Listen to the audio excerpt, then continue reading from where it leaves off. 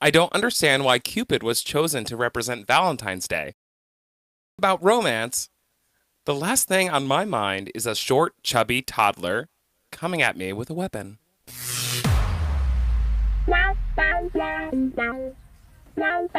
Welcome to GayTalk 2.0, the ultimate podcast for your dose of dish.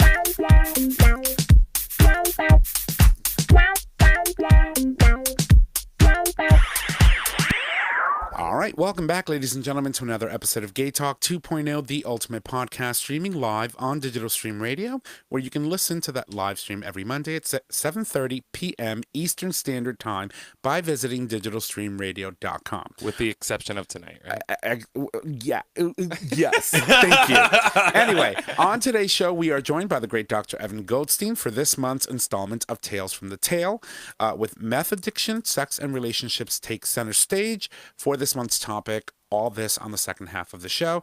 My name is Tom, and I am your host, and as always, I'm here with my incredible, amazing, sometimes crazy co-host, starting with the first one. Hey, y'all, Nick or Trish. And good to be with you guys. It's Chris. And welcome you all to The Dish. All right, so I can tell you it's already been a very, very interesting evening, to say the least, but we're going to jump right into one of the first things that we want to talk about today, and that's, of course, our cocktail, our suggested cocktail for today. So, Christopher, why don't you tell us what we're having? Because we have all deserved and earned a drink after the days that we went through today.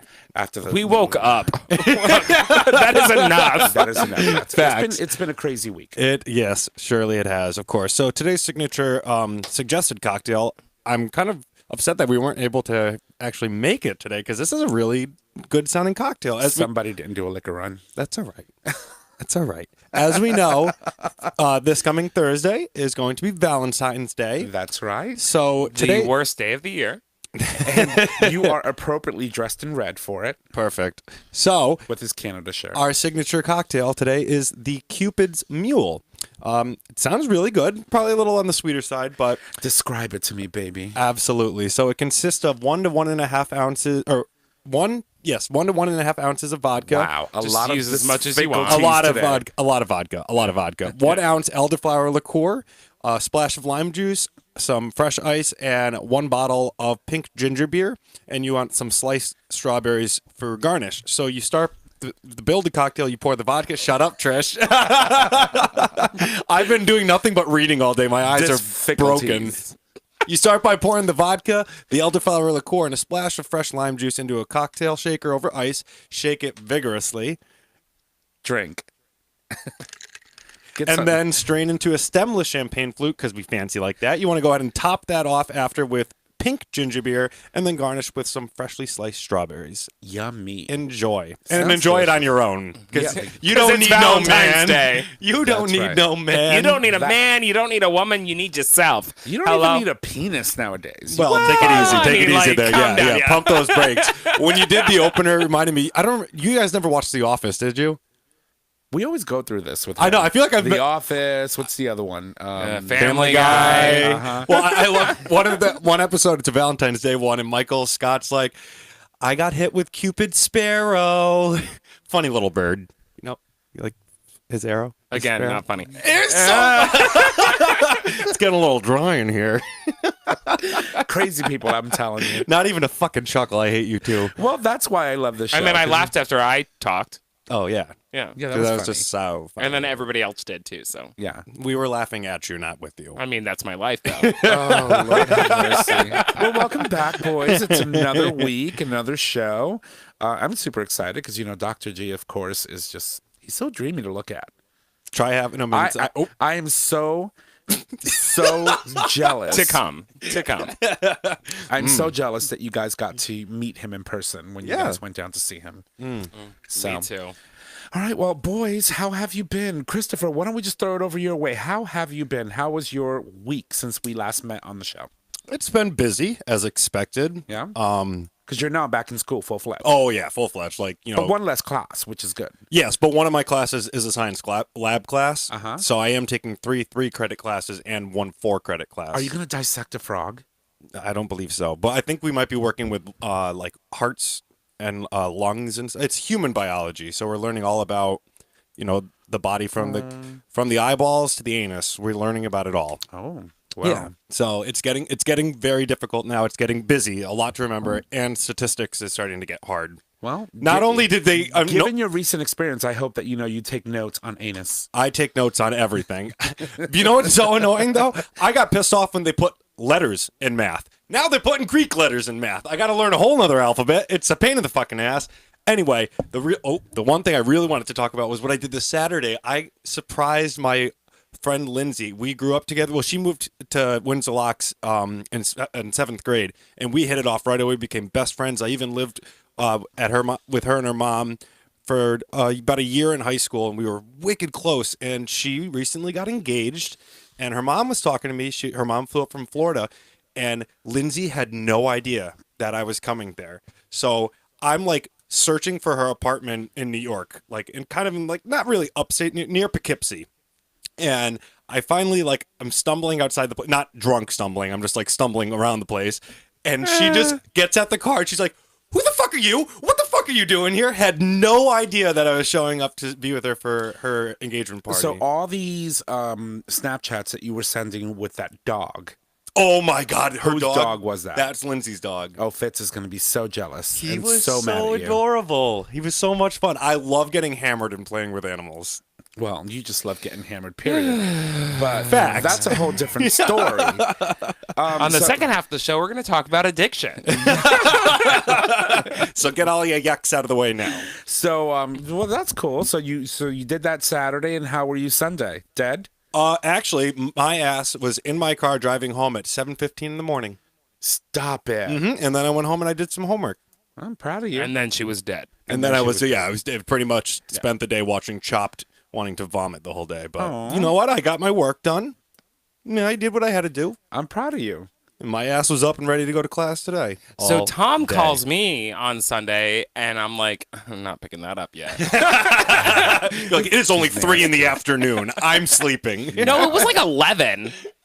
No, I called you around 1 p.m., I think.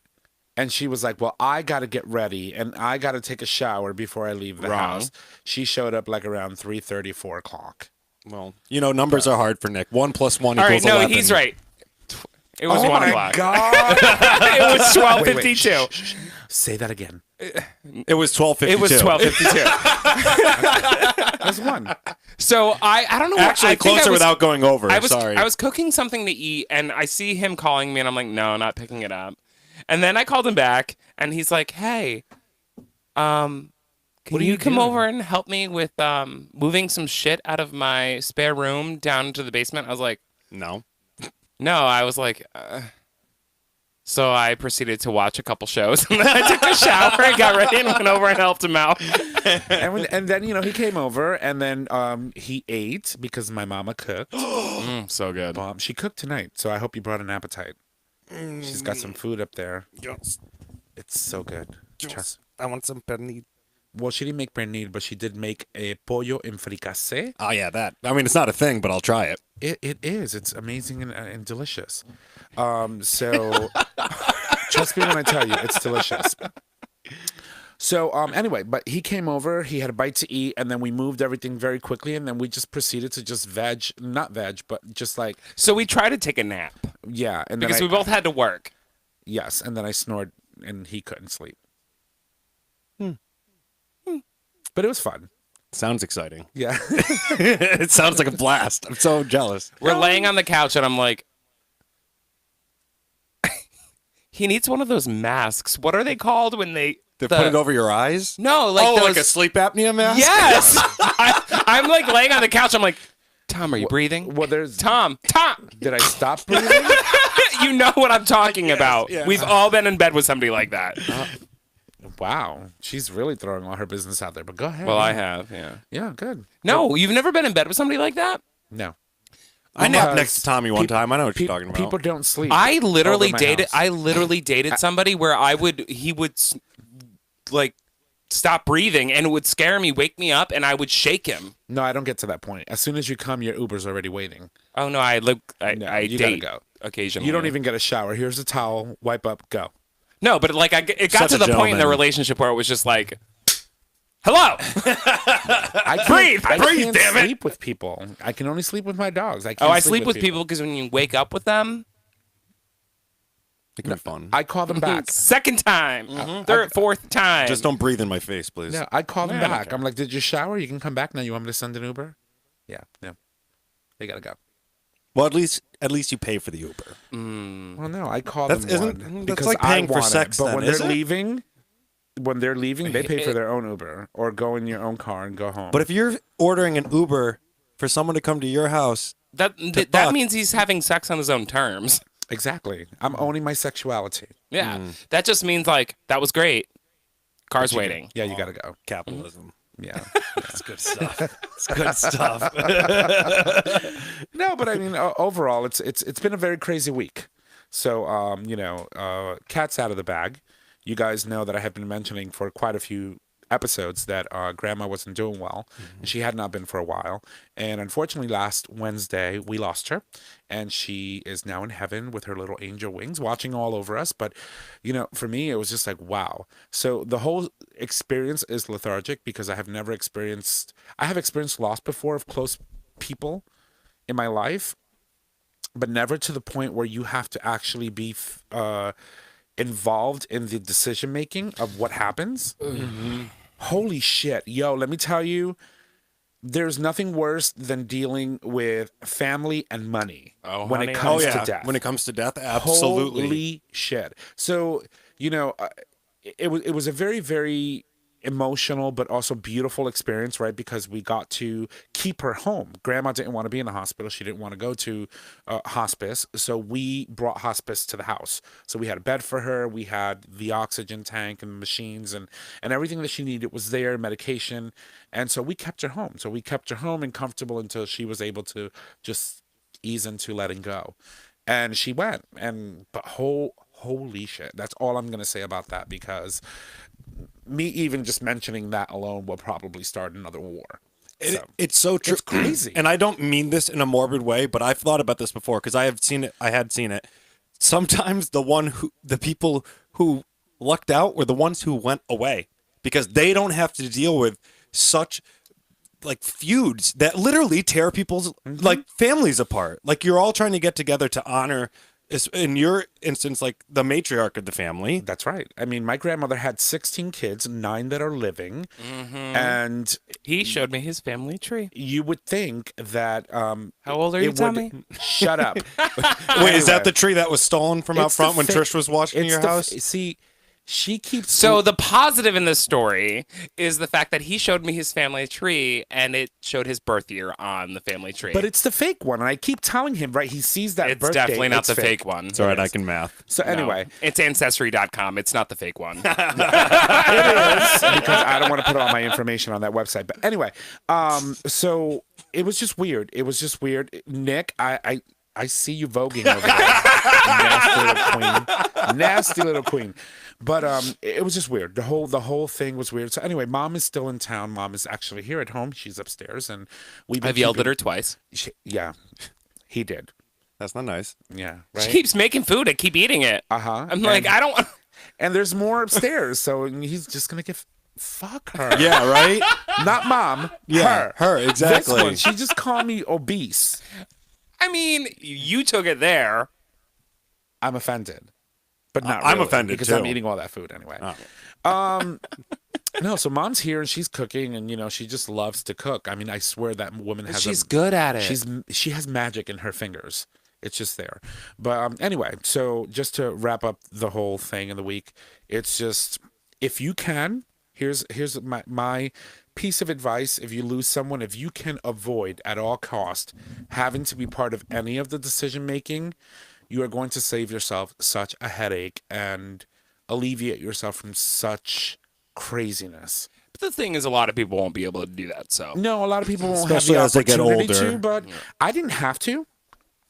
Grandma had 9 kids. I didn't have to, but I interjected myself because my mother was so to the point where she couldn't function because of her grief. So I had to sort of kind of step in for her and say, this is what I think we should do, XYZ. And things just and I sort of disagree with you a little bit. I feel like don't get me wrong. I think you have a beautiful and amazing family, but I also think that they're... You haven't met them. You just met my mom and a couple of people on my family. So the people that I've met in your family, I enjoy, and I think that they're great. It's a facade. But I also think that you hold a position in your family that a lot of people don't.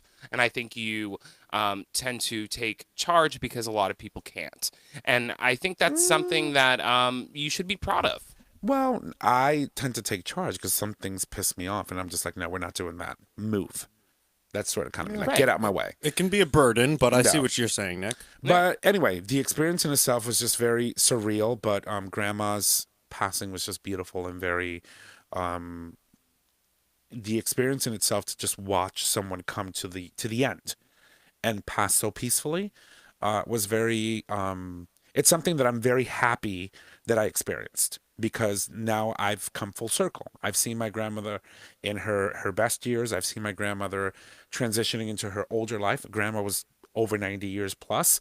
So, you know, she lived a very long life. So to see that whole evolution from when I can recall as at my youngest self, seeing her and experiencing her to the day that she left us, it was just very, very, it was almost like lethargic in a way, but it was amazing and beautiful. So I'm glad that I got to experience it. Cathartic or lethargic? Lethargic in the sense that, you know, it's like cathartic. I would You say meant cathartic. No, yeah. I would say lethargic in the sense that you don't really realize what's going on, right? When everything is happening in front of you, and you sort of kind of have to like, you have like this outer body experience because you're seeing everything and So everyone, cathartic. and you become like numb to the No, whole, I know. I've been there. the whole thing of emotion, right? And you just literally sit back, and I'm not one to cry. So I don't experience emotions the same way most of my family does. And so I just sit back and lean against the wall and just watch them. And I'm just like, ooh, that's messy, girl. Yeah, you don't want to do that. But I keep it to myself, you know. But in the end, it was beautiful. But she did leave us. And now we're just going to have to deal with the aftermath. So pretty crazy. But anyway, That being said, though, I do have to say that on your Facebook page, there is a GoFundMe for your grandmother because you are planning to send her back to Puerto Rico for her burial. That's right. And you have a lot of support from our friends in our community locally, but That's right. Putting it out to our listeners that they have to send grandma back. Yeah. And if you wanted to, you can help. I mean, the page initially was set up so that it could facilitate family members that are not here in Connecticut to be able to donate that way and get their funding in if they wanted to help, like my aunt and uncle's kids and children and their children, because, I mean, she has seen grandchildren, great-grandchildren, your family and tree. great-grandchildren. So it's a lot. And so, but friends also contributed, but yeah, it's there. So, And, you know, we have a local community here that takes care of each other, but since this podcast has started, we branched out a community and we've touched people from across That's the right. United States, from across the The entire world. globe. Yeah. So we really are a community that needs to work together and always, you know, be there to help someone when they're either down or just need, it's like a little, hey, how you doing? Always reach out. yeah, thank you. But anyway, that's that. That was my week in a nutshell. And then I went back to work today, and they weren't expecting me. They were like, "We thought you weren't going to be here this week." I'm like, "Why? Why would I not be?" Because they sent flowers to the house, thinking that I was going to be home all day, and then I was at work, and the flowers were being delivered, and the guy's calling me. He's like, "You got a package? I just left it." You got some Meanwhile, frozen Tommy's like- flowers outside. Meanwhile, Tommy's like, I went to MAL last week, so I need to, like, you know, catch up on I don't want to use all my PTO. But that wasn't last week. No, that was like 2 weeks ago. Like 2 3 weeks weeks. Right. ago. Yeah, I went to Yeah. Mr. Atlantic Leather. That was that, it's like a complete opposite of the whole situation. that's Yeah, going on at right this now. point, he's definitely gone through his course of antibiotics. Like, he should be all right. I am not a certain You're the reason those somebody. things aren't working anymore. I am not thou who shall not be named on this show. I don't need antibiotics. Thank you very much. Sorry. But anyway, we have stories. Nick, why don't you tell us about something that you suggested earlier today? That's for the second half. But I can do that now if you want. Well, no, because the second half is Dr. Evan Goldstein. No, I mean like closing out the show. We Yeah. were gonna do that review in 60 seconds. So. Okay, so you want to do that. So you have stories. Well, why don't we jump into stories? Do you want to go first or should you go first? I got this. All right. Well, we're going to kick it off to Christopher on this side. Yeah, Go for it. So as we know, the Supreme Court of the United States of America has ruled to allow Trump's ban on transgender men and women serving in the military while it goes to the lower courts again, while they continue the battle in the lower courts, and they're allowing this to happen. Now there is a bipartisan bill being introduced at a time when we need bipartisanship more than ever, when it's such a deadlock of partisan frustration and selfishness, where we have another government shutdown looming. We have a deadline on Friday, or the government's going to shut down again, and thousands and thousands and thousands will be furloughed or working without pay. But this was introduced in the Senate, right? Correct. Okay. There also is a House bill, I believe. So I got this from the Advocate. 3 senators, Kirsten Gillibrand of New York, Susan Collins of Maine, and Jack Reed, I think he's Rhode Island, have introduced legislation to protect transgender military members from discharge and to allow new enlistments by trans Americans. And as we know, There are 4. Did you say 4 or 3? 3.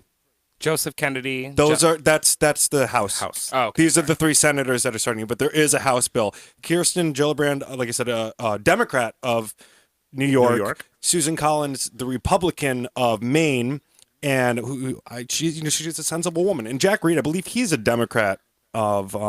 Did you just call Susan Collins a sensible woman? She has had some sense. This is the same woman that voted for Brett Kavanaugh. I know. I didn't say I agree with her. other- I didn't say I agree with her. I have Remember, my she was issues one with of the. her. She was also one of the ones that was sided with McCain many times. Well, to healthcare. the healthcare, yes. exactly, because But, she knows that the citizens of Maine need that. Yeah, I don't know. This woman is selectively progressive when she wants to be, but then when it really counts, I wouldn't say progressive. I would say moderate. she's selectively moderate, okay. But then when she needs to actually come through for the American people, she just dodges behind a fucking rock somewhere up there in Maine where she belongs, and then she just doesn't come through. This whole Brett Kavanaugh where thing she's could've dodging been right over. now is she's dodging behind the heroes who wear our flag on their shirt and defend us every single day. So she's dodging in the right direction for this one. The legislation comes a few weeks after the Supreme Court ruled that Donald Trump's ban is going to go in effect, and that is a bipartisan bill. And yes, there was one also, as Nick was pointing out, in the House of Representatives. Congresswoman Jackie Spear of California has introduced companion legislation in the House with Representatives Joe Kennedy, John Katko, Susan Davis, and Anthony Brown. So now this is at another point where, like I said, such partisan politics are happening, and it's been going on for years now. It started it started forever ago, but it's been very bad even throughout the Obama administration. It's Cheney's fault, really. Cheney's the one that started that whole, us against them and pushed it. And as a result, that's what we've got. Oh, you're talking about Dick Cheney? That's right. Yeah, well, I mean... Penis Cheney. Who's going to listen to a guy who shot his friend in the face? Like, come on, people. I think he shot him in the ass, but regardless, that's not the guy I'm going to listen to. But the bill, according to the press release from Gillibrand, would express a sense, quote, express a sense of Congress that anyone who is qualified and can meet the standards to serve in the military should be eligible to serve, and the Trump administration's discriminatory, keyword, ban and policies are inconsistent with this goal. Prohibit the Department of Defense from involuntarily separating or denying the reenlistment or continuation of service in the armed forces of currently serving transgender members solely on the basis of their gender identity. And this is amazing, right? That they're taking this initiative, but I have one big, huge concern. Timing? No. What happens when it lands on the president's desk for him to sign it?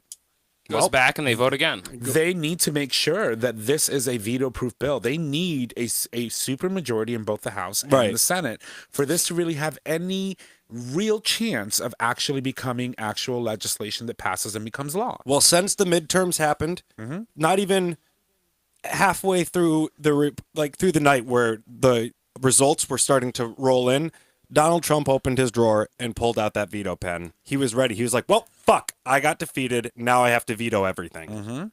And, and chances are that's what he's going to do. But it's like, I hope that the people that are spearheading this endeavor to ensure that our military is inclusive of members of the LGBT, specifically the transgender community. In order for something like this to go through, it's going to need to really have the support, a very large support internally. And honestly, I don't think they have it in the Senate, because right now the majority is Republican. Right. And they may not. I mean, this may not work. And that concerns me. This is very true. I mean, if you look at LGB, they went through their struggles in the military with Don't Ask, Don't Tell. That's right. And they overcame that. We overcame that together. We as Americans overcame that. And yes, of course, this is now directed solely at the transgender community, these heroes who are putting their lives on the line every day to protect our nation. And it is difficult to think with a Senate controlled by the Republicans that something like this can get passed, or if it would get passed, would be able to have a supermajority should it be sent back. Yeah, because my thing is, I want to remain optimistic, and something like this would be amazing for our brothers and sisters in that part of our community. But it's just, given the way the temperature is right now in this country, and how legislation is being bounced back and forth and used as collateral for a fucking wall, can end up, putting some of these people in the crosshairs. Right. It's just sad. I agree. So I really truly hope that this ends up being something that we see come to fruition. I hope so too, and I feel like the timing is interesting because it was February 7th, which means, like I said, we are now looming. We just got over the longest shutdown in U.S. history, and the way it's looking now is we're doomed to beat that record again. And we're past at this point. It's not like Nancy could again deny him the ability to have his State of the Union, because he already had it. Yeah, but also, I don't really necessarily think it was her. I think what had happened was the airport started shutting down and people couldn't travel. That's why Trump was pushed to actually end the shutdown. No, and you make a good point, but had the party in the House not held strong, yeah, you're right. You're not right. providing a border wall funding, and that was one step in the process. But the fact that the airport started shutting down on the entire East Coast and West Coast, he had no choice. And Chris Murphy came out today and he said, now Donald Trump is holding the American people hostage over funding for a border wall that the House is never going to give him. He's holding the American people hostage for everything. Yeah, absolutely. Ever since hijacking the fact that the the government. Supreme Court even pushed this fucking through this trans-military ban is ridiculous to me.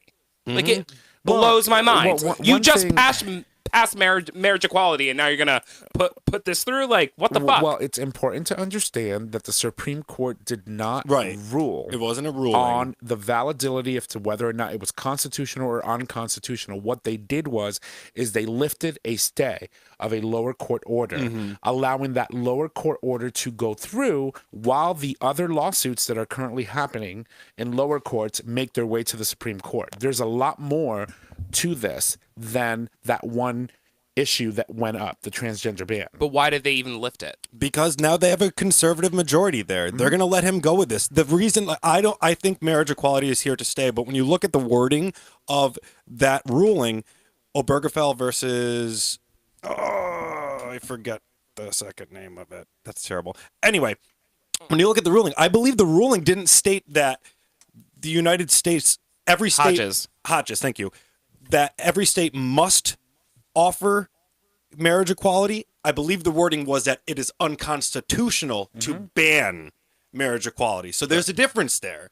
And I think with the interpretation of that, because remember, the Constitution is a living document. It's something that grows as we grow. We grow alongside of it, and it grows alongside of us. And now with this majority going on there, this conservative majority, you're going to start seeing more of these religious freedom laws going through. Look at the Baker cake case. The Baker cake case. The Baker cake case. Baker cake case. That's like hard words. But if you look at what's going on, this is going to start becoming more and more relevant, especially with this Supreme Court letting it go back to the lower courts. Well, it's interesting that you say that, because just recently there was a ruling regarding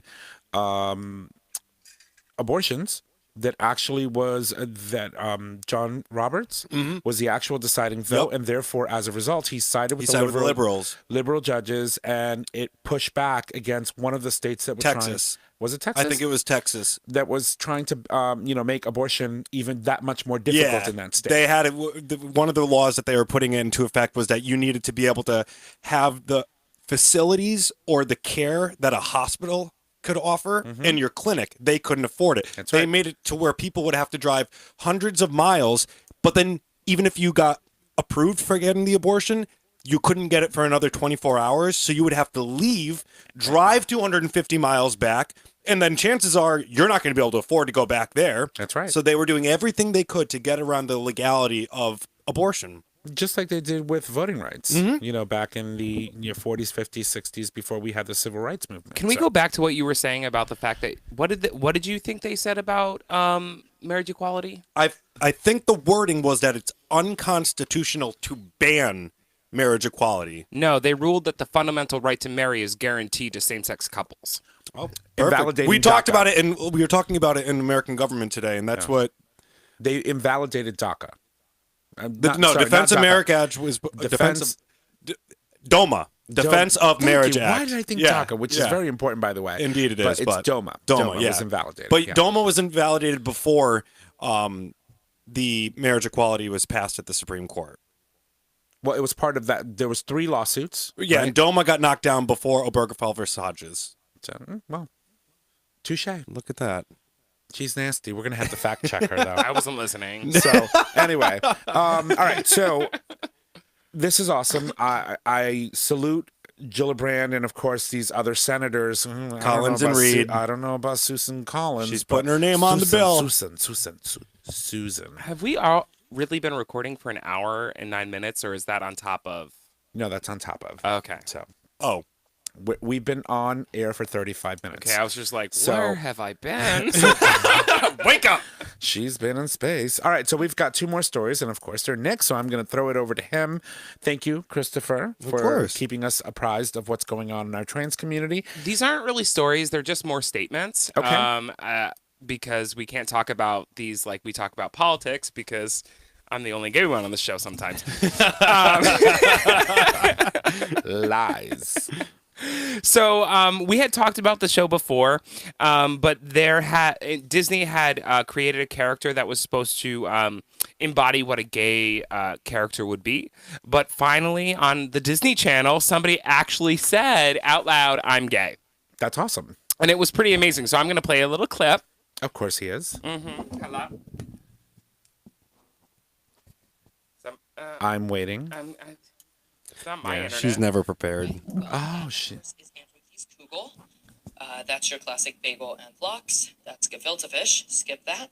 And I'm gay. Yes! Yeah? Okay, cool. So what's so amazing about this whole thing is that Disney Channel is for kids, right? So I used to watch the Disney Channel. Same. And this moment where he was just like having a moment, he's like, I gotta say this, I gotta come out and say that I'm gay. And he's just like being like, all right, well, we're at this thing and I'm trying to explain to everybody what all these things are. And then he's just like, fuck it, I'm gay. And everybody just looked at him like, okay. And like all of these kids that watch the Disney Channel finally get to see somebody say something that's so hard to say out loud. Yeah. And it's so powerful. And it's such a moment for any individual to say out loud and see it and have people react in a positive way. Because the Disney Channel is so impactful for so many people. You know, it's inspiring to see these characters. Some kids like strive to be some of these people that they see on there. Obviously, always be yourself, but seeing a major network like this. But these reactions are also generational, right? Because totally. You think about, you wouldn't have seen this when we were kids. No, when you think about 2-3 generations ago, the whole premise about protecting children from the gay world was very preeminent in parents, right? It's like you can't be that. That's wrong. That's a sin, et cetera, et cetera. But that's also, I think it's also really hard to compare because during the time when we grew up, Not necessarily you, Tom. She's nasty. But during the time when we grew up, there was the AIDS crisis, and when I came out, my parents thought I was going to die. Do you know what I mean? Well, that's what I'm that's saying. not the case anymore. So as generations pass, you went from it being a sin to you going to die to, when millennials started having children, their children were like, I don't care. It's like because their parents, the attitude of millennials really had an important part. They played an important part in how young people are reacting to people coming out today. Mm-hmm. And I think that that's beautiful to see how we're progressing in the right direction. And I think that a generation from now, a generation from them, we're going to be at a completely different crossroads. I think that as a community, we're going to be at a point in where we're going to have to deal with less bullshit that we deal with today or even dealt with 15, 20 years ago. Absolutely. So, I mean, we're moving in the right direction, but nonetheless, that path is still hard. Mm-hmm. Yeah, no, it's totally hard. But that's the point of the story is there has never been a show like this for children, Right. for kids, where somebody says, yeah, there have been characters that played gay roles, but there's never been a moment where somebody said, I'm gay. Thank you, millennials. With the fear that I could lose everything by saying this. Mm-hmm. Yeah.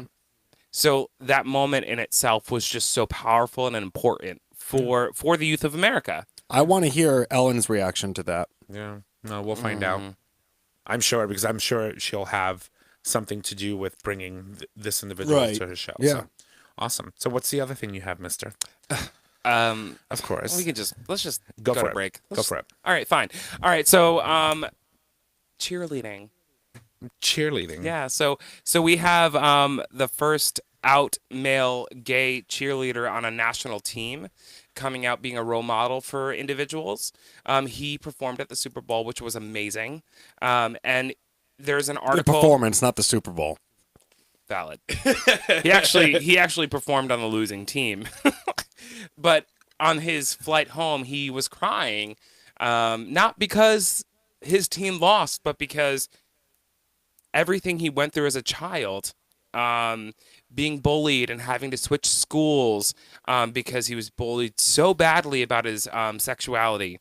He performed on a national stage as a male cheerleader and as a role model for not only the youth of America, but for all homosexuals who have been a cheerleader or want to dance or have an aspiration to do something that he did, and he did it as an out proud gay man. And it's beautiful and it's amazing. And I think we have a mutual acquaintance that also is or has been involved with cheerleading, either leading squads. We should consider. I would love to have him on the show. Reach out and Yes. say, hey, what has been your experience from your inception or the beginning of your career? Because he made a career out of it. Yep. It's amazing.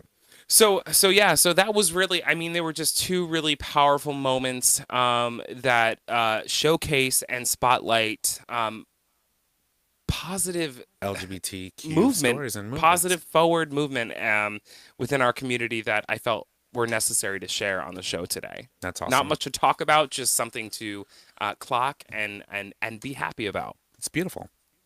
That's amazing. So thank you for sharing that with us, and congrats to both of these amazing young, stars and amazing examples of what it is to be a part of the LGBT community today. We're going to take a break. We're going to leave you with some music, and when we come back, we're going to wrap this up and bring it home.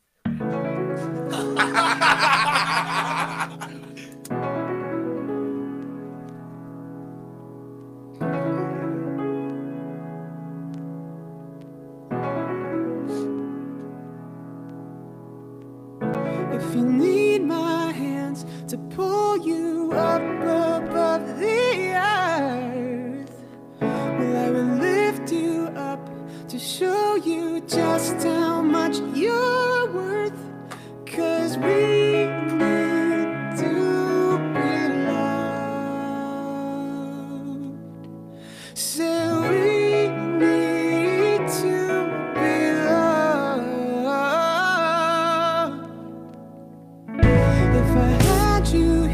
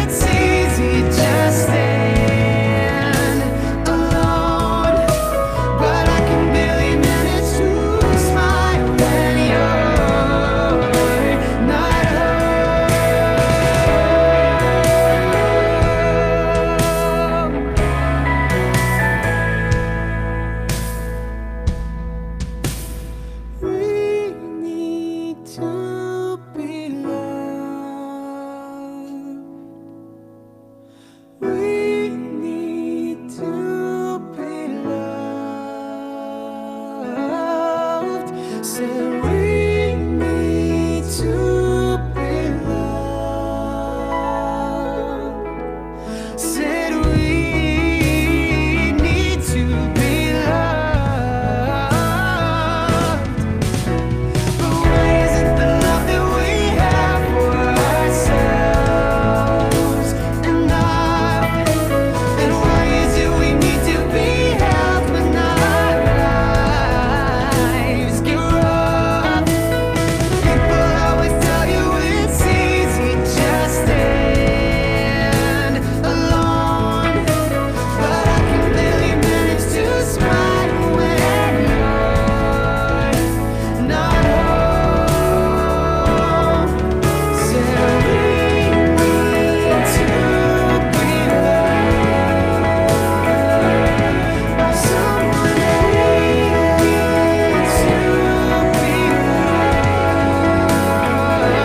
loved. So said we need to be loved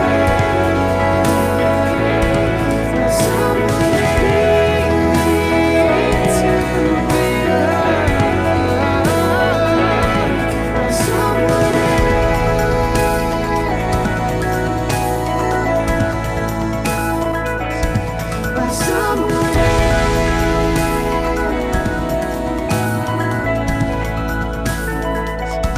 By someone. By someone.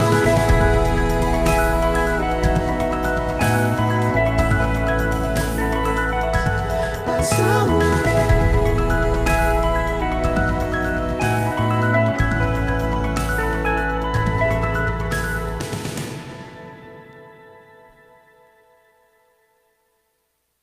Welcome back, ladies and gentlemen. That was the incredible Anthony Starbo with We Need to Be Loved.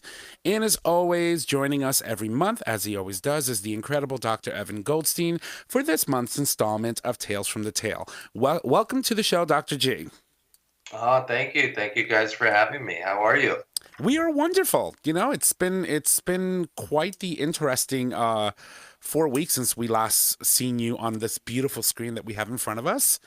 And you look, he's all smiles. That's because we saw him in his office. Yes, exactly. So Nick and I were going through some of the Medium blog posts that you have on your blog. It's medium.com / Dr. Evan Goldstein. You can see all of his blogs there. And we constantly talk about all these posts that you do and the situations that some of your patients find themselves in, and then, of course, your take on the situation.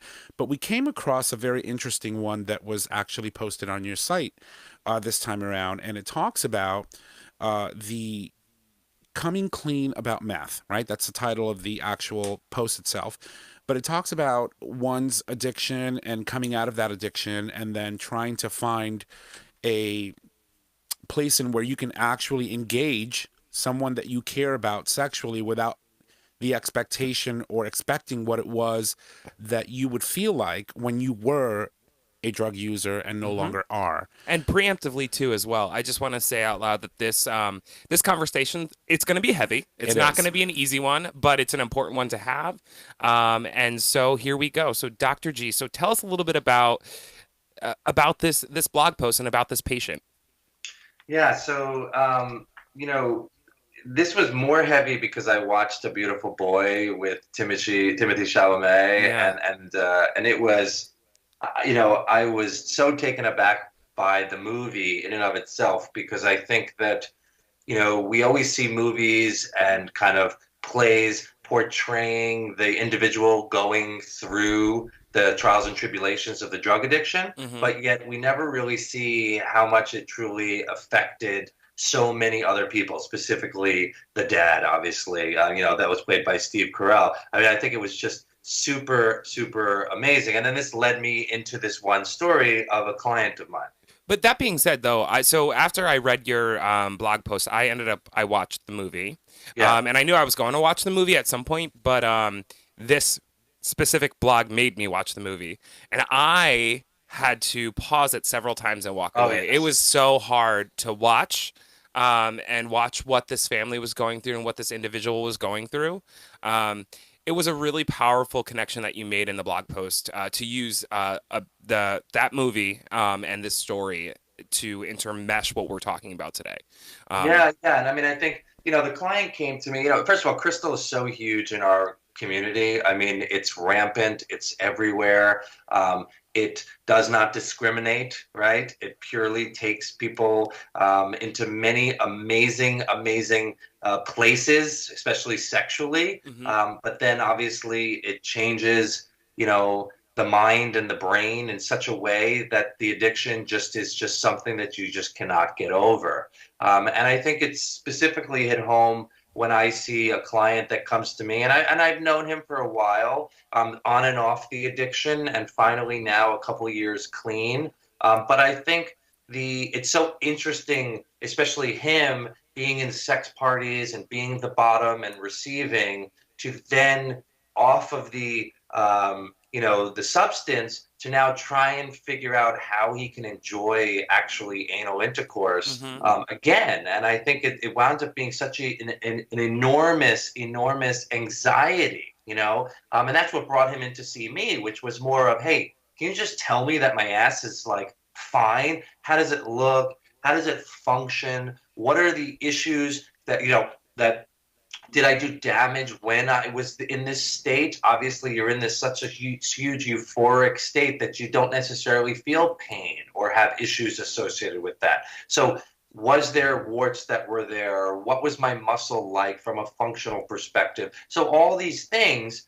though knowing that his hesitation was more mental, of that we really needed to work on the mental piece to figure out, because there is no way on a sexual front that he is ever going to feel the same sexual pleasures that he felt when he was on meth. There's no way. It's just not going to happen. So I definitely want to dive into why that is, but I also want to go back a little bit. So luckily, your patient, he didn't have too much damage. He was okay moving forward. Do you want to talk a little bit about his consultation and what happened afterwards? Yeah. I mean, I think that I think it's a stepwise progression, right? And obviously there's steps that you go through from an addiction perspective. And then this is just one of those added steps, which is how do you kind of formulate new relationships that are solid, that allow you to get to what you want in life, but obviously does not steer you into negative ramifications, right? And the discussions that we had is taking the ass off the table, because the ass itself literally was totally fine. It looked pretty, it looked appropriate, it did what it needed to do. And now it was more of, he finally found somebody that he was dating. He finally was able to get into somewhat of an appropriate environment. He had spoken and opened up in terms of his addiction, and feels like this is a supportive individual, and that they do want to enjoy sexually different frontiers. Right. And this is one of them. And you can imagine, not bottoming after you've been so fucked up for so many years, and now trying to figure out, okay, like it's starting all over again. Right. So my understanding throughout this whole thing is that his concern wasn't really a physical one. It was more of a mental one. It was his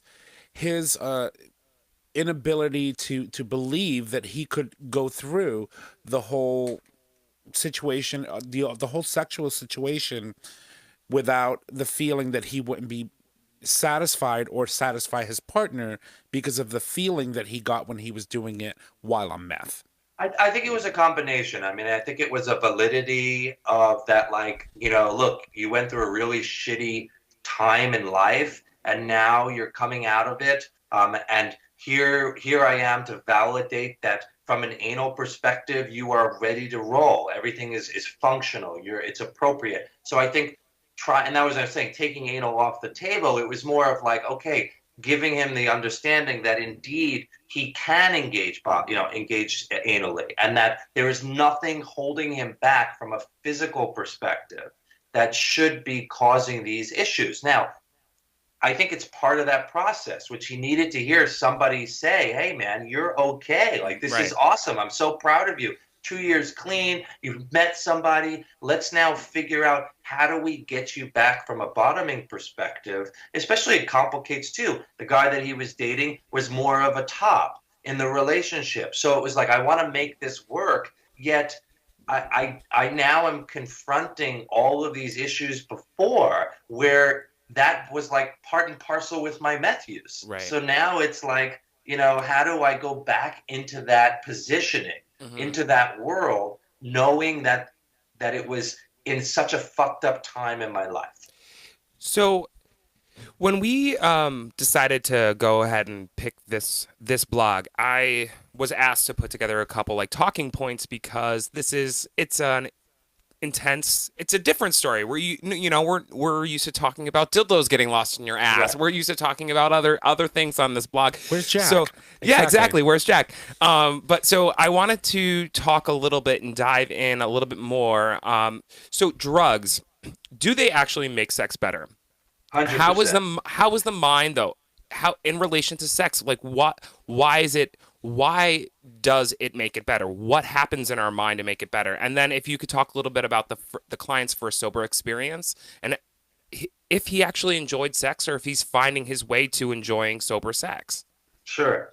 So I am so not a drug doctor. So I'll answer as best as I possibly can, just from kind of seeing and reading and understanding. But I mean, I think drugs make everything better, right? I mean, that's why people get addicted to it. Right. And like today, I just put someone under anesthesia and they woke up and they're like, I can understand why people get addicted to this, right? Right. I mean, it puts you into a completely euphoric state. And that is an interesting state. Now, I ask a lot of my clients, why, from a meth perspective, I've never done meth. I've done other stuff. But from a meth perspective, like, what do you get on a sexual perspective that makes you keep going through it? First of all, most people can't even come on meth. A Right. lot of people, it takes hours and hours and hours, and like you're hard for a ridiculous amount of time, and now you're being penetrated for that amount of time. I think it's that loss of time, since that loss of time is an issue. I think having euphoria, that complete, I don't know if you ever got anesthesia, but like there's a little brief period where you're cognizant and like but yet you're fading out, and it's just amazing time, where your senses are so heightened, where it puts you into this amazing state, right? But again, I think it's interesting because so many people will say that like it's not a physical addiction, right? This is a mental addiction. There are definitely drugs that are physically addicting you need to go through, but a lot of it is. But I also talk about like when you're coming off of this, it's such a bad crash, like what do people feel like, and what doesn't? It may be interesting for us, to kind of take this conversation further and get somebody on the air, or get somebody to talk to that has had an addiction or is currently going through an addiction. I have a ton of clients who are currently still going through addiction, and we talk about it openly and try and figure out like what is that thing that just keeps you going into that world, right? But clearly, obviously, it's a really good thing, because if it wasn't good, people wouldn't be going in that world. Right. You know what I'm saying? Mm-hmm. And I think taking it to my client's first sober experience, I think realistically he hasn't even had that yet. He can't even work himself up to that experience because of the issues associated with his addiction. That's got to be so rough on his relationship, though. Yeah, that's Totally. And I think that's why I think in the beginning, when you're coming off the addiction, they tell you not to really get involved in relationship, because there's so many things that you have to work through before you're able to tackle this. Right. And I think he's in a really, really good space to attempt to tackle that. Yeah. Mm-hmm. Well, that was the concern that was going through my mind as we were discussing this, was that, him wanting to engage in a healthy sexual experience where it doesn't involve drugs or meth could really trigger his addiction into wanting to go get it, because he still feels that he's not going to have the same sensation. And although now he knows that, he's been clean for 2+ years, and that he's making an effort to find a healthy sexual experience, that may be the one trigger that would make him go back. Totally. And so that could be holding him as well.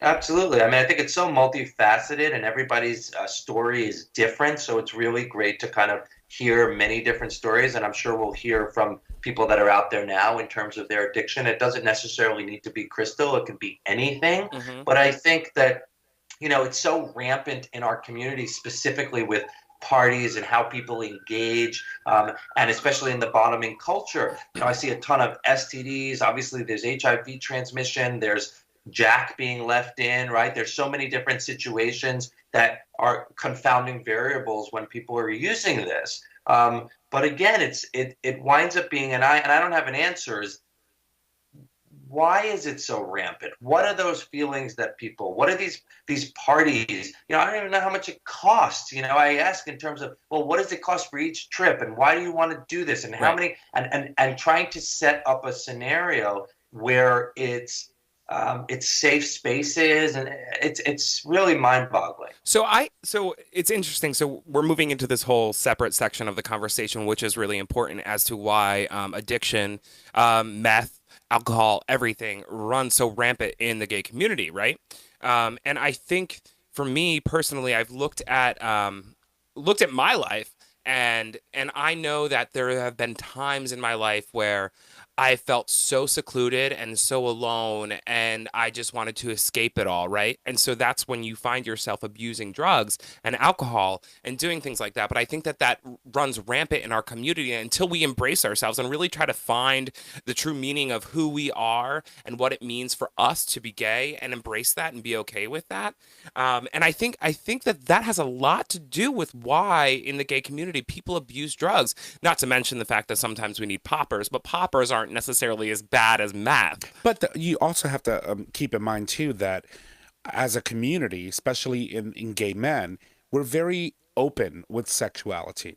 We're not afraid to explore it. We're not afraid to do it. So, when you think about the correlation between drugs and sex, we're already a sexual community to begin with. But there's also shame involved there too, right? Yeah.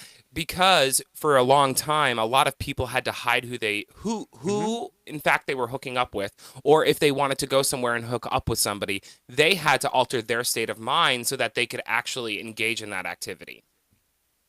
Okay. Yeah, no, 100%. I mean, I think it's the inhibitions, right? It's the internalized homophobia. It's like, the discussions that we talk about of like what you and I and how we engage is wrong, right? Right. Mm-hmm. And that wrongfulness translates to many different scenarios. I think also, obviously, a lot of it is, from a hereditary perspective. And it's just so interesting because there are people that dabble in this shit, and they have no inclination to do it further. They don't get addicted. They're able to control. And then there are sons of people that no matter what. And I thought it was quite interesting in the movie, which I read up more about it, was that the brain is just changed in morphology once you start using this drug, where it now just creates this self-fulfilling and self-defeating issue where now you can't stop, and now it becomes a huge thing. I mean, I think, especially as a father watching, Timothy, Chalamet's character just completely succumb to this, what was so heartbreaking for me, and to think at some point that it could be, my child. And we're going through some stuff now with Sebastian from a learning perspective that, like, I turned to Andy in this movie and I'm like, God, if you think we're going through hard times now, you just fucking wait. Like, you have no clue that this could potentially happen to someone, right? Someone, any one of us. And then as a father to say, I can't help you, like I can't take you in anymore. I mean, I think it's so multifactorial as to what puts somebody into this pathway. But what I also wanted to reflect on the tales was that, like, here's a guy who is like a 9-to-5 worker who totally has turned his life around for the better, yet is still missing this one piece that doesn't is the drug replace that piece. And now it's like, how do you bring that back for fruitful relationships moving forward for a third?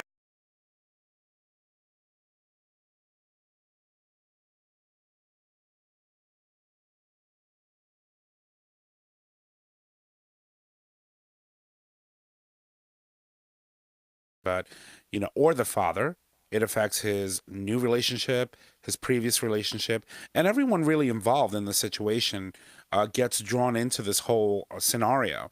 So how did you come across the movie? I knew that it came out, and I'm a fan of Timothy, especially after his last movie. So, I mean, I checked it out, and Andy couldn't even watch it. My partner, he was like, "I can't believe you're watching this," just because it was so sad. There I am. It was intense. I'm so crying the entire time, and I'm like, "Oh my God!" But I thought it was such a great portrayal because you never really see in a lot of these movies how it really truly affects the entire family and a community at large. And how do you kind of rebuild in a really, really amazing way to try and save this person, right? And that's what I'm doing. And that's what we're hopefully you're doing, on GayTalk by talking about this, is trying to figure out how do we create safe spaces for people to talk about these issues? How do we now refer them to the right places? I know you asked me that question. So one of the things of obviously there's really great places that do a lot of rehab stuff. So whether it's inpatient, whether it's outpatient, whether it's just meetings, whether it's creating a really safe space and sponsors to kind of walk people through the different processes. Obviously, every addiction is different. Mm-hmm. The addiction is treated one way for alcoholism versus the other from a meth perspective. Mm-hmm. And then also, how do you walk away from a life with friends and family and whatnot that aren't really your friends and family, right? That are all based on the drug usage, and then change it to now put yourself into the right trajectory moving forward. You really need a lot of support and people that care for you. It's interesting. I'm thinking about the movie, and I'm thinking about the fact that there are moments in the movie where they actually sniff meth versus shooting meth. And I didn't realize that you could actually snort meth. Like, I thought you snort coke and you shoot up meth or heroin, right? So I think it's important to kind of hit on the point that you don't know what you're putting into your body sometimes. You may be buying something that could be cocaine, because let's be honest, in the gay community, cocaine is, it's like snowing everywhere you go. Let's pretty much. So when you put that in your body, I don't know if Wonderland. You said you're not a drug doctor, for example, but is there a percentage of am I actually doing coke? How do I know if I'm doing coke versus meth? What's the difference in meth versus coke? There's way more addictive properties in meth, correct? Right. I think that one of the things that I think London and the UK does really well is that they do a lot of testing for people that, even though they're using, that you're able to actually test certain things. Like there was a huge epidemic with E and toxicity in the UK. And then they basically started to put testing centers where you could bring your pills, no questions asked, and test it before you take it, so that you understood the qualities and what was in it to make sure that you weren't doing the wrong thing. I think that and I think I still think it's even enacted now, where a community looks and says, hey, you know what, this is really, really bad. How are we going to make sure that if people are doing it, that we're creating safe spaces, that the drugs are super clean, and that they have the support? And I think that that's kind of what we're trying to do in the United States and elsewhere. I think one of the things that we should probably just back up 1 second and just go over, because some people probably don't even know what crystal does. Why don't I just read the 4 points that I said, because we're into a lot of conversation. But one of the things, crystal meth is a stimulant that increases the release of dopamine and norepinephrine. Those are the brain's pleasures and alert chemicals. It increases energy. It prolongs sexual performance. It suppresses appetite and can also produce feelings of power, confidence, invulnerability, and intense sexual desire. The high can last about 8 to 12 hours and is followed by a period of depression, exhaustion, irritability, and paranoia, which can be quite debilitating. And then sex itself often becomes a trigger for crystal use, and it is so intense that many addicts fear that they'll never experience the same level of sexual pleasure sober. So, I think those points kind of look at where we are now with my client and trying to figure out how can he salvage a relationship and make it fruitful for everybody. Also, obviously, his partner, which he wants to satisfy. So you were working with the patient, obviously, to check his bum and make sure that everything was in good working order, because that was part of his way of making sure that he was. I'm sorry. Can I pause for a second? I just want to ask something because those side effects sound very similar to like something like Adderall, which is prescribed to people. People take it all the time. And if is there what is the difference between taking something like Adderall that's prescribed to you versus taking meth? I mean, like, is it the same? They're It both sounds. stimulants. They're both stimulants, right? But in theory, from an Adderall perspective, the person, it's actually causing the opposite effect. So, like, one of my kids is on a stimulant for his ADD. Okay, in theory, in someone that is that hyperactive, that stimulant, that stimulation, now allows them to concentrate and actually calm down and be able to control the body, right? So there's a little bit of this kind of opposite, type of effect that's happening. Now, with that said, again, like you said before, you have no idea what the fuck you're putting in from a pure crystal perspective. What's in there? What are they using? What are the chemicals that are there? And obviously, in the run-of-the-mill, everybody that's not obviously an ADD issue, it winds up being exactly that, really stimulating those receptors a millionfold, not just, a monitored metered dosing for the usual use of those stimulants. Does that make sense? That makes complete sense. Yep. I'm sorry to interrupt. I just thought.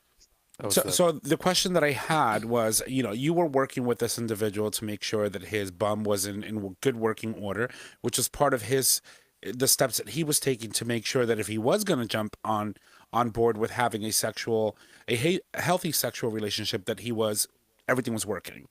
But obviously there's a mental component about that. Do you work in conjunction with his other doctors to bounce back and forth and make sure that his path is the right one and that he's on the right track to a successful, healthy relationship? Do you get involved with any of that?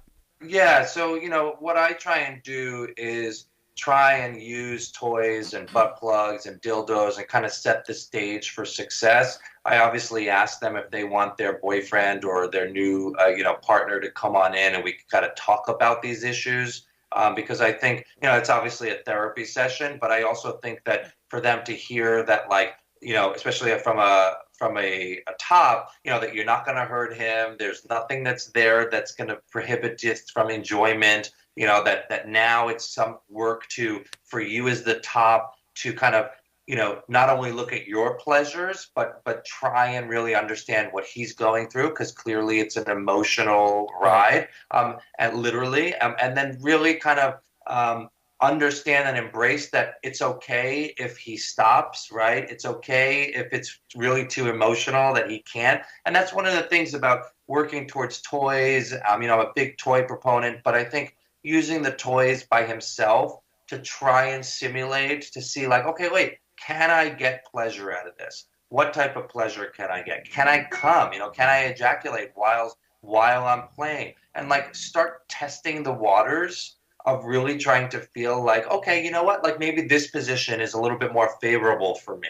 And then it's kind of like, I don't want sex to be methodical to the point where it's too scientific, right? Mm-hmm. But in the beginning, you need to set the success up, because if you set the success up, now he's like, oh, I fucking love that, right? I want that again, right? Okay, great. And then that becomes a drug in and of itself, which is like, I can feel that way from an anal perspective. It's interesting. I didn't really even think about it, though. It's like this individual or individuals that are in circumstances like this. It's almost like when they were high, they didn't necessarily give a shit what they were doing because everything felt good.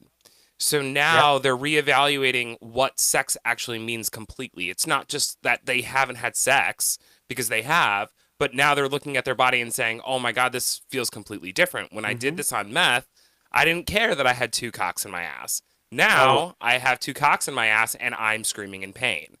So, or whatever it is. So it's like, some of them, they only know bottoming on meth. So you have to remember, a lot of these guys, are these verse guys that for the most part didn't bottom because of, let's say, inhibitions or pain or whatnot, where now all of a sudden they find themselves in a situation where you're right, where everything feels so amazing. Now, how do you come back into reality to say, okay, well, you know what? Bottoming could be amazing without drugs. And how do we kind of make that, and I think that this is multifactorial too, because this is somebody that is looking for a relationship. And then how do you make relationships work? And sometimes it's not necessarily pleasure for you, it's for your partner. And so there's so many things that need to be in there, but it's also finding a partner that understands your past and is not part of your past, because I think that that's also an inciting issue, right? But I think finding someone that is new and innovative and understanding, but also realizes the detriment that happened from its use, and how can you work towards a really fruitful engagement. And also, I think the communication of this engagement. And it doesn't necessarily need to be a play-by-play, but I think that what we're trying to do is to have this discussion that it is going to be a difficult situation. And it's not necessarily the top's fault in the situation of, because he's like, I want to jump on him. I love him. He's so adorable. His cock is beautiful. I mean, like, everything is there. You have the man of your dreams and you want to sit on him, yet mentally you can't. You can't, right? And also the element, though, too, of how do you have that conversation of, I was addicted to meth. Right.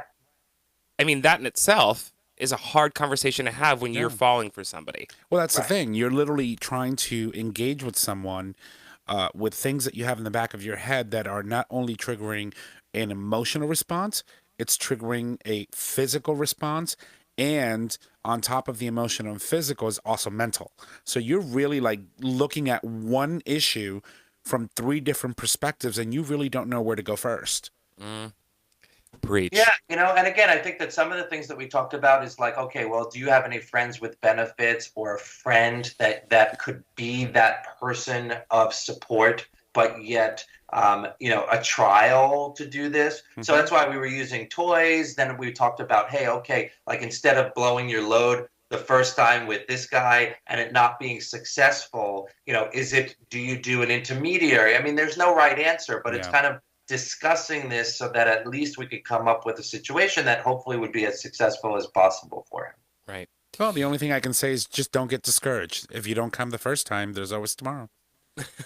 Or 2 hours from now. I mean, we're perfectly capable of coming multiple times in one day. It's just a matter of trying. Just try. So we have to wrap this up. I know we do, but I do want to take it back just a little bit. This story and that movie brought a lot to light for you, and we didn't really talk about your discussion as much as I would have liked to, but I would love for you to talk about when you were watching this movie, going through it now as a parent, a gay parent, how that affected you and how that's no different for heterosexual parents. I mean, the experience that you went through would be the same if you were straight or gay. And I just think it's important to acknowledge that as parents, we all have the same fears, and we all love in the same way. And I would love if you wouldn't mind talking a little bit about that experience for you.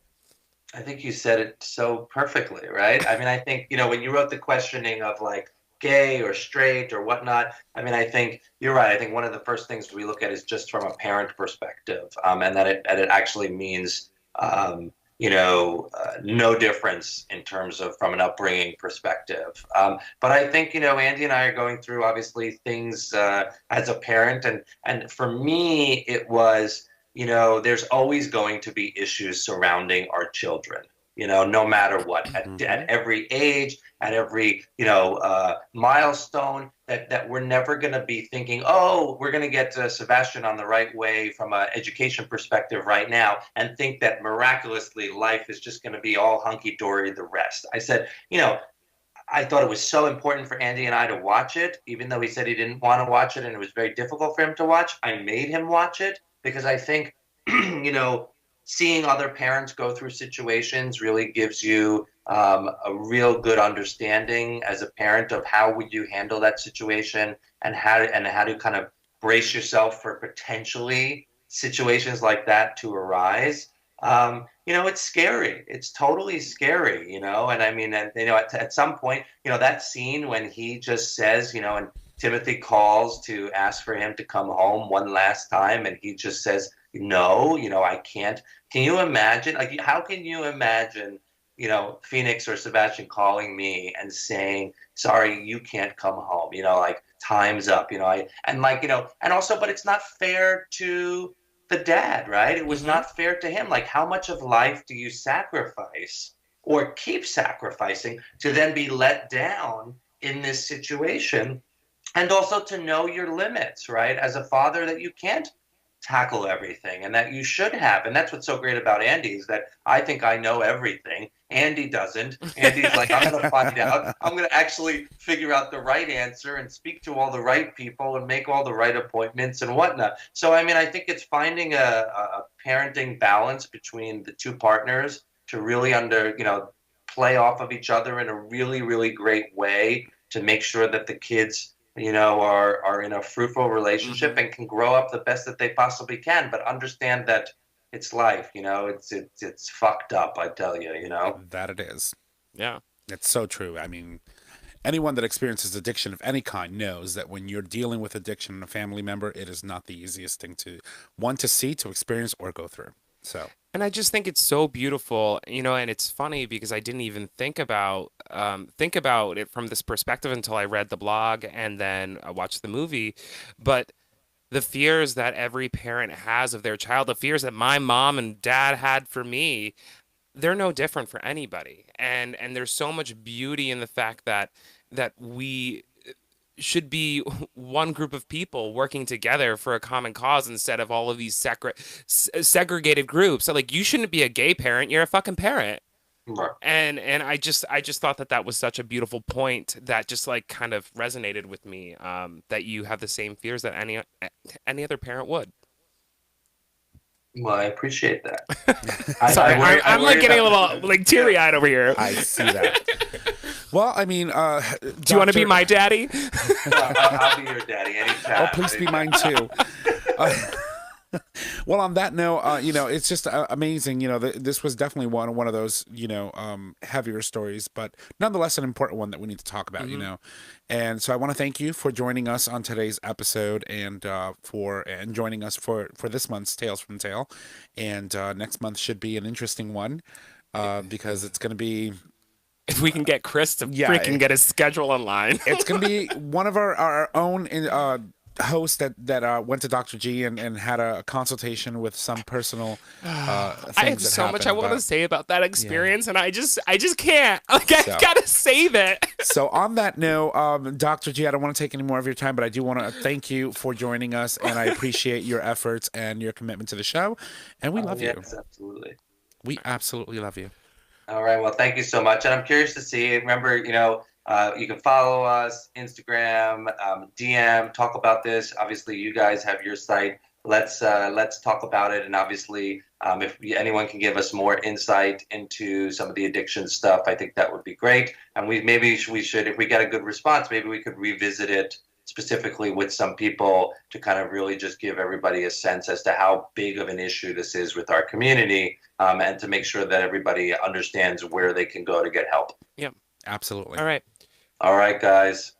All right. Well, thank you so much, Dr. Goldstein. It's been a pleasure, and we will see you again next month. All right. Well, Dr. G, as you well know, has been an amazing partner to us here on GayTalk 2.0, and we're super appreciative because most of the information that we get from him is very informative for our listeners, and I think that, it's just amazing. Yeah, no, that was a heavy topic that we talked about today, and Chris wasn't with us during that time, but it was important that we talked about it, and eye-opening too. I hope that people can take something positive away from it. Yeah. You know what I mean? I agree. It was very eye-opening for me because, you don't realize how affected you are by something and you start reading it on paper. And so to me, that was where it hit home. But that's a story for another day. I think that we should start wrapping up the show. We've got a couple of more things that we're going to talk about briefly. As always, we do 2 things that we love to do on this show. So I'm going to kick it off to my boys here and let them go ahead and do what they need to do. So who wants to go first? I do. So actually, we're going to do something a little special today. And I'm maybe super excited. And maybe continue it depending. Lord knows we have the material. We do. So as you know, we have a huge supporter of the show, Mama Kim. That's right. Mama Kim! And she gets on these roles where she sends us all of this information. And sometimes we talk about it on the show, and sometimes we can't. But this is going to be Mama Kim's Minute. So why don't you explain what you're about to do? I'm going to go through every single email that she sent to us. I'm just going to give you like very brief highlights, and we're going to do it in about 60 seconds. So I'm getting the timer ready right now. All right, so somebody's going to time me. Getting ready. Ready when you are. Tell me when you're ready. And go! All right, so number 1, happy birthday, Chris! Yay! 2, Hans, Mama Kim bought your book, so we'll find out if she liked it. 3, she reviewed the show, our show, with love. Oh, you got to hurry it up, girl. Yeah. Oh, Disneyland. I'm stressed out. Disneyland Paris will host its first 20 ever seconds. official Pride event in June 2019. 5, Netflix, new reality dating TV show for LGBTQI couples. People of color are involved, which is amazing. 6, Kentucky mom honors 20-year-old son with stunning transgender reveal photos. Heather Lundberg Green staged the powerful shoot in hopes of supporting Adrian in his journey. 7, bans on LGBTQ+ conversion therapy for minors are now under threat thanks to our Supreme Court. Planned Parenthood introduces a new program for gay men and trans people. She's done. So close, yeah. It's her first time, though. I know, it was. It was a lot. I didn't realize 60 seconds. Trans people, American Sexual Health Behavior Planned Parenthood has begun offering PrEP to gay men and hormone therapy for trans people. So these are all articles separate emails that were sent to us from Mama Kim. We will post them on our post tonight so you can read about the articles, because obviously I cannot give you the full scheme of what they're about. It would go from 60 seconds to 60 minutes. Yep. And that show is already That's taken, yeah. But That was good. But the point about this is Mama Kim's Minute is important because she's continually sending us really important information that needs to be shared with our listeners. That's Absolutely. right. Amazing. So thank you, Mama Kim. Thank you, And, Mama. We love you. I know that we mentioned it last... let me see if I can grab one here. We mentioned it during our last episode, but Mama Kim sent us some Valentine's. She sent us a nice little card and some chocolate, which I will be biting into at some point because I'm getting hormonal soon. So, Oh, honey, welcome to my life. I'm going to need it, but thank you. Thank you, Mama Kim. We do appreciate everything that you do for us and for the show and for being so engaged. We're super appreciative. And I have to tell you, your son is one lucky man. He will be. You're an amazing mother. So before we move on to like closing it out, can I read one email that Mama Kim sent us? Go for it. All right. So, hey guys, great show as always. You never fail to add a little spark to Matt otherwise rather mundane life. The book Golden One, Blooming, is amazing. I read it. And I read it every opportunity. I am looking forward to the next installment and haven't even finished the first one yet. Please give my compliments to Hans. That's right. Yay, Hans. Next time you talk to him. Well, we just did. Wow. Dragon dads, mermen, and dads in tutus dancing with their sons. It doesn't get much better than that. What an amazing example of supportive, wonderful fathers or dads. What a stark contrast to the so-called million moms doing so much damage to their wonderful children. Loved your talk with Larry Schmo. You were all so fun to listen to. Well, I guess Mama Kim will have to grab a seatbelt and listen to an episode of Filthy Animals. Yikes. Oh, seatbelt is not what you're going to need. Pepper spray, a muzzle, Some a wipes. taser, Just get a some vomit Glad bag. 2 new ears. So glad that you liked the little chocolate men I sent you. They made me smile when I saw them, and I thought of you guys. Have a great rest of your week and weekend. Love, Mama Kim. P.S. Tom, are the plants okay that are behind you? They look a little dry. Well, okay. It So- reminds me a lot of any plant that ends up in my house. Okay. So oh God, I do need to say this. Oh, I should have stopped this a long time ago. 3 minutes. Nearly 4. Right? So I will have to say this. I have a green thumb. You can ask them. All my plants upstairs are alive and well, and they're amazingly beautiful. This down here is a hibiscus plant that typically would go outside. There Now, are leaves on the floor. In the wintertime, all the leaves fall off and die, and I bring it inside because I don't want it to freeze and not come back up next spring. So when it starts getting warmer, typically in the 50s in the evenings and at night, I will bring it back outside. It will bloom again, and it'll look pretty and beautiful. I just keep it indoors so that it doesn't actually die on me. Maybe outside. we should just find a different plant that's in the view of the camera. No, because it's just it Represents our life. It's there as Right. a reminder of what you represent for me. Decay. Ooh. Ouch. And I meant that with a lot of love. I don't know if you I did. don't think so. You're making fun of my plant. No, Mama Kim was. Mama Kim was calling out your plant. I'm blaming She was it on looking him out 'cause- for your plan. She Yeah. was worried of neglect. Yeah. No, I'm actually watering it. She was going to call DPF. Department of Plant and Services or something. Family like that? services, yeah. Department of Plants and Family Services. and Forests. That's it. Yes, it's a new thing. Yeah. No, and I have. He's going to school for it. It's fine. Oh Lord. have Donald mercy. Trump will probably have Rex Tillerson be the one in charge of it. Oh God. She's so good for the environment. You guys are crazy, and I love it. So that was your Mama Kim moment. Yay, Mama Kim Min. All right. Well, Mama Kim, thank you again. We love you. Thanks for that chocolate. And poor Hans, with all that praise you were giving him, she's probably going to fall over on her treadmill tomorrow you when she's kidding me? running. You're gonna be like, doof. If she's still not sliding on ice and snow in Switzerland. Can we talk about the fact that he messaged us and he was like, "Oh, well, I thought I was going to get slammed. That was very nice, guys." Everybody gets one. I don't know if you We guys don't. caught it, but throughout No, the whole no. entire episode, as we were talking about the book, I just kept saying "soggy balls." Just threw it in. I missed that. Yeah, I missed that part Oh, too. it's I in was there. reading the I think whole. he missed it too, but Hans, I love you. I just like to break your balls. I was Anyway. reading the Old Testament intended. worth of text that he sent back in the next day on the group chat. I was like, I can never keep up with you, Hans, which is why I don't try to dig at you too much because you'll come at me in a quite intellectual way that I can't comprehend. But it was actually really sweet. He, one of the things that I said during the show, he actually quoted and like shared on his Yeah. Facebook. And my favorite part, and he's going to slam me for saying this, was the fact that he said one of my favorite podcasts or my favorite gay podcast or something like that. He said something really amazing about our show. And I mean, he schools us a lot and tells us he to does. back check, but like it was really sweet. No, he is. I mean, for the most part, all of our interactions with Hans have always been positive. He just likes to be a jokester, and he just you and him Me and Hans have a relationship, and, Yeah, and it's okay. And he just won't be, he won't be silenced. And sometimes Tom forgets to hit record, so it's like you're silencing him. We talked about that earlier today, but yeah.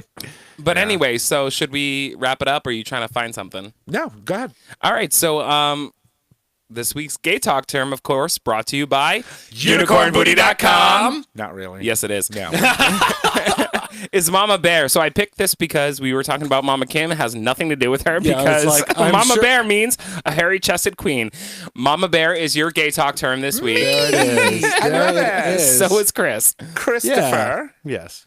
go for it. My turn? Yes. Okay. On this day in gay history, brought to you, of course, by unicornbooty.com. Not really. Who are we talking about? Karen Pence? Kind of, but not really. Okay, just another bitch that we want to talk about. So this is a very bad thing. So on this day in gay history, February 11th, 1977, where in the lovely state of Florida, sorry for our Floridians listening, first Save Our Children press conference. Anita Bryant, and remember, cocktail, Anita Bryant cocktail, vodka and apple juice. Enjoy it. Don't be drinking her OJ. Anita Bryant, founder of Save Our Children, gives her first press conference on behalf of the foundation. She claims she can prove that homosexuals are, quote, trying to recruit our children to homosexuality, end quote. Well, she lost her job. Well, true. So that's on our day in gay history. Not always fun facts, but history. Yeah, well, History's not always fun. They're facts. history's not always. It's like 75% of the time, it's not fun. We have to learn from our history. We learn from it. True. No, we don't. That's the problem. Well, we have to. And we have to write it. So Crazy people. All right. Well, listen, guys, it is that time to say goodbye. So if you love our show, make sure that you go rate and review our show on your favorite podcasting service. This will help others know about our show, and it ensures that it becomes more visible within our podcasting community. By subscribing to it, you get the latest and greatest delivered right to your favorite device or web browser of choice, and it is amazing. You can also support us on Patreon. Our apologies to our Patreon subscribers today, but the technicalities of how we were doing today's show was a little too much for me. So we couldn't actually live stream it, but we are going to be posting the video in its entirety after it's done being produced. So our apologies, but you can support us and get that live stream every week. Anyway, Christopher? actually, I'm going to take this one, and Chris can read mine. So, because I didn't do my job.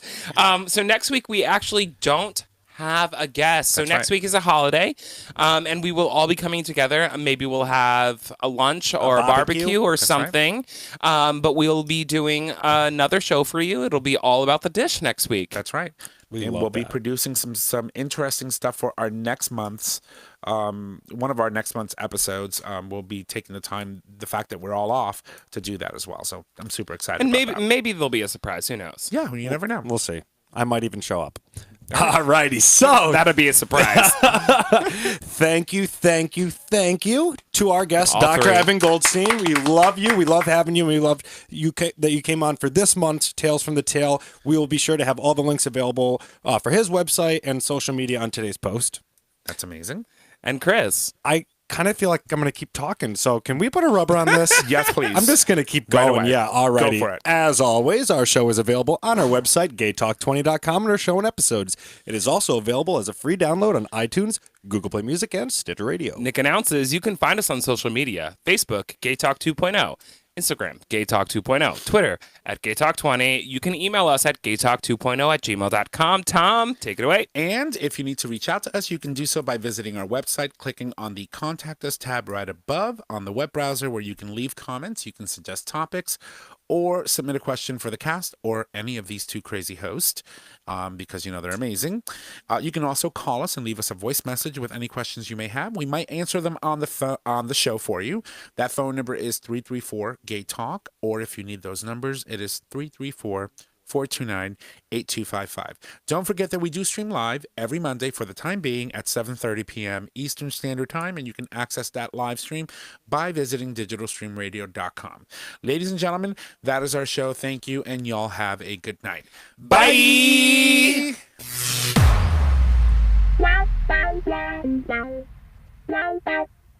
Thank you for listening to this episode of Gay Talk 2.0. Tune in next time for more dish.